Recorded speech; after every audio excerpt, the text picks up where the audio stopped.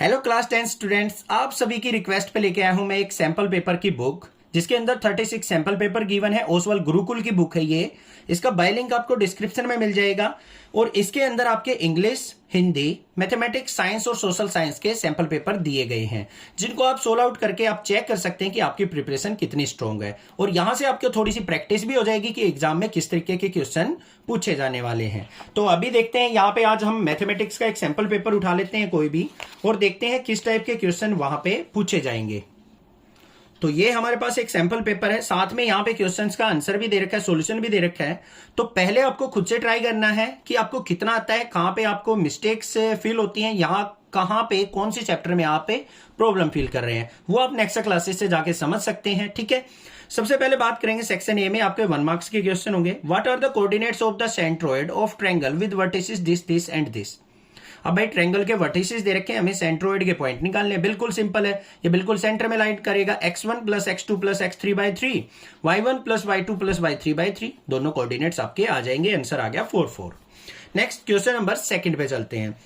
In what ratio does the line x minus y minus 2 equal to 0 divides the line segment joining this and this. भाई important question है, अच्छा question है। यहां पे क्या कहा है, what ratio does the line x minus y minus 2 equal to 0 divides the line segment this, कि ये लाइन इसको कौन से सेगमेंट में किस रेशो में डिवाइड करेगी। ये यहां पे इसका सॉल्यूशन दे रखा है। रेशो आपको k/1 माननी है और इसको सिंप्लीफाई कर लेना है। बड़ा सिंपल सा क्वेश्चन है, ध्यान से कर लेना। ठीक है, ये इसका सॉल्यूशन हो गया। रेशो k/1 मानते हैं, क्यों मानते हैं ये कई बार बच्चे मुझसे पूछते रहते हैं, ध्यान से सुन लो उसका भी रीजन। अब भाई कोई भी रेशो है वो रेशो किसके अंदर आएगी, k के अंदर। फ्रैक्शनल में आ गई तो डिनोमिनेटर की मल्टीप्लाई 1 से होगी तो वही रेशो हमारी शो ऑफ हो जाती है।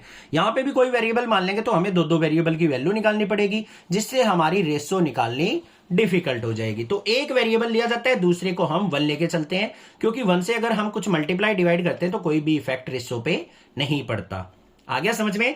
थर्ड क्वेश्चन पे मूव ऑन करते हैं। थर्ड क्वेश्चन क्या दे रखा है, a man goes 15 metre due west and 8 metre due north. एक आदमी जो है 15 मीटर वेस्ट में जाता है, फिर 8 मीटर नॉर्थ में जाता है। What is the distance from the starting point. तो स्टार्टिंग पॉइंट से डिस्टेंस क्या होगा, ध्यान से आ जाओ। ये हमारा फिगर बन गया भाई, 15 मीटर ये हो गया, 8 मीटर ये हो गया। तो यहां पे स्टार्टिंग पॉइंट से डिस्टेंस, ये वाला डिस्टेंस कैलकुलेट नहीं करेंगे। 5 और 8 13 कर दो कहीं, आपको पाइथागोरस थ्योरम अप्लाई करनी है। ए और सी का शॉर्टेस्ट डिस्टेंस आपको फाइंड आउट करना होता है। ठीक है, क्लियर, समझ में आ गया होगा। चैनल को जरूर सब्सक्राइब कर लेना भाई अपने टीचर की थोड़ी सी मेहनत के लिए। क्वेश्चन नंबर 4 देख लेते हैं बच्चों, क्या है। In a triangle ABC, AB equal to AC equal to 25 centimetre, दो साइड्स 25 है, एक साइड 14 सेंटीमीटर है। Find the altitude. बड़ा सिंपल सा क्वेश्चन है, ये हो गया हमारा, यहाँ पे दो साइड 25, नीचे होगी 14। तो यहाँ पे हम क्या करेंगे, ये जो है एल्टीट्यूड मिड मतलब हाफ में डिवाइड करेगा, ये भी 7 ये भी 7, सिंप्लीफाई कर लेंगे पाइथागोरस थ्योरम लगा के। कर लोगे ना, ये 7 हो गया, ये 90 डिग्री हो गया, ये हाइपोटेन्यूज, ये बेस, ये परपेंडिकुलर, निकाल दो, आ गया 24 सेंटीमीटर। ओके ठीक है, चलो 5th पे चलते हैं। In the given figure angle AOD, यहां पे देखो भाई कहां है AOD, ये 135 डिग्री दे रखा है। BOC फाइंड आउट करना है, तो ये वाला एंगल आपको फाइंड आउट करना है, सामने वाला एंगल। तो बड़ा सिंपल है, अपोजिट एंगल का सम क्या होगा 180 डिग्री। तो यहां पे क्या हो गया, 180 में से 135 को सब्ट्रैक्ट करें, 45 आंसर आ गया, बस सिंपल था। आगे चलो। A wheel makes 1000 revolution in covering A distance of 88 kilometre, find the radius. बिल्कुल सिंपल क्वेश्चन है, सिंपल सा कंसेप्ट यूज करना है। चैप्टर नंबर कौन से है ये, 10 से नहीं 12 से। तो चैप्टर नंबर 12 से है। डिस्टेंस कवर्ड कितना आ गया 88 मीटर। सरकमफ्रेंस क्या होती है सर्कल की, 2πr, पुट करो रेडियस आ जाएगा। आगे आओ। फॉर व्हाट वैल्यू ऑफ के की कौन सी वैल्यू के लिए, -4 is the zero of this.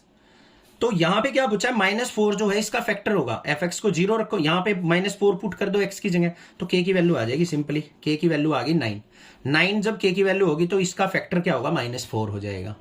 Factor का मतलब क्या होता है, इसका रूट मतलब क्या होता है, जो इसको वैल्यू पुट करने पर 0 आंसर दे। ठीक है भाई, आगे चलते हैं। क्वेश्चन नंबर 8 दे रखा है, if triangle ABC is right angled at C then find the value of cos A plus B। अगर कोई ट्रायंगल C एंगल पे 90 डिग्री एंगल बनाती है तो आपको cos of A plus B की वैल्यू निकालनी है। सिंपल सी बात है, C हमारा 90 डिग्री हो गया तो A प्लस B का भी सम क्या होगा 90 डिग्री होगा, और cos of A plus B cos 90 की वैल्यू देख लो, आंसर है ना आसान। बट उसी को लगेगा जो नेक्स्ट क्लासेस से पढ़ के आया हुआ है और अच्छे से कंसेप्ट सीख के आया है। क्वेश्चन नंबर 9 देख लेंगे। tan a की वैल्यू ये दे रखी है, इसकी वैल्यू आपको फाइंड आउट करनी है। सिंपल है, पहले इसको सोल्व आउट करेंगे। यहाँ पे हमारे पास क्या आ जाएगा, ये cot square a equal to 5 आ गया। आगे भी सिंप्लीफाई करना पड़ेगा, तो यहाँ पे इसका सॉल्यूशन ये दे रखा है हमें पूरा का पूरा। आप इसको आसानी से देख सकते हैं। इतने बड़े क्वेश्चन को मैं थोड़ी सी प्रैक्टिस नहीं कराऊंगा क्योंकि ज्यादा बड़ी वीडियो हो जाएगी। तो यहाँ पे वैल्यू पुट करेंगे, आंसर आ जाएगा। आगे find the value of 9 secant square A minus 9 tan square A. इस तरीके के क्वेश्चन की मैं प्रैक्टिस आपको कराऊंगा। सिंपल सी बात है, 9 यहाँ पे कॉमन लेना है, secant square A minus tan square ए 1 होता है, वो पुट कर दिया, आंसर आ गया 9। ये ध्यान रखना भाई, फॉर्मूले जिसको आते होंगे वही कर पाएगा इस टाइप के क्वेश्चंस को। आगे क्या है, for what value of k are the roots of the quadratic equation are equal. तो भाई इक्वल रूट्स की कंडीशन आपको पता है, b square minus 4ac equal to 0 होना चाहिए। वही चीज हम यहाँ पे यूज करेंगे, बस उस कंडीशन को पुट करना है, के की वैल्यू आ जाएगी आपके पास। आगे चलते हैं, क्वेश्चन नंबर 12 पे चलते हैं। ABC is a right angle triangle, right angle at B. कोई भी एक ट्रायंगल है एबीसी जिसमें बी पे 90 डिग्री का एंगल है। BC 6 centimetre, AB 8 centimetre, AC 10 centimetre.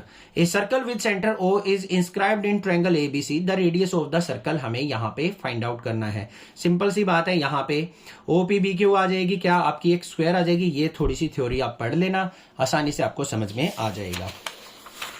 तो यहाँ पे ये हमारे पास कंडीशन हो जाएगी, कुछ इस तरीके का डायग्राम बनेगा। यहाँ पे रेडियस आपका 2 सेंटीमीटर आ जाएगा। सॉल्यूशन आपको दिखा दिया। क्वेश्चन नंबर 13 देखते हैं। यहाँ पे कुछ इक्वेशन दे रखी हैं। हैज इनफाइनाइटली मैनी सॉल्यूशन के लिए कंडीशन क्या होती है, a1 by a2 equal to b1 by b2 equal to c1 by c2। ये कंडीशन रखनी है आपको। a1 b1 c1 a2 b2 c2 आपको कोफिशिएंट्स देखने हैं और पुट करके यहाँ पे n की वैल्यू निकाल लेनी है। क्वेश्चन नंबर 14 पे चलते हैं। The sum and product of zeros, zeros का मतलब फैक्टर्स होता है बच्चों, ठीक है, रूट्स या जीरोज या फैक्टर्स, उनका क्या है यहाँ पे sum and product of zeros of quadratic equation. ये क्वाड्रेटिक इक्वेशन दे रखी है, पहले इसके रूट्स निकालने हैं अल्फा बीटा। तो alpha plus beta minus B by alpha plus beta की वैल्यू क्या आ गई, -7। प्रोडक्ट ऑफ रूट आ गई 10। तो यहाँ पे हम इन दोनों की वैल्यू निकालनी थी, वो आ गया आंसर। आगे चलो क्वेश्चन नंबर 15 पे। Alpha beta are the zeros of this. तो अल्फा प्लस अल्फा बीटा, हमें पहले रूट्स निकालने हैं, फिर इसके अंदर अल्फा बीटा की वैल्यू पुट कर लेनी है, आंसर आ जाएगा -1। ओके रिपोर्ट है, ठीक है। क्वेश्चन नंबर 16, ये हमें दे रखा है यहाँ पे PA PB are the tangents of circle. External point P से ड्रॉ किया है। CD is a third tangent touches the circle at Q। PB equal to 10 centimetre दे रखा है, CQ 2 सेंटीमीटर दे रखा है। Length of PC find out करनी है कि PC की लेंथ क्या होगी।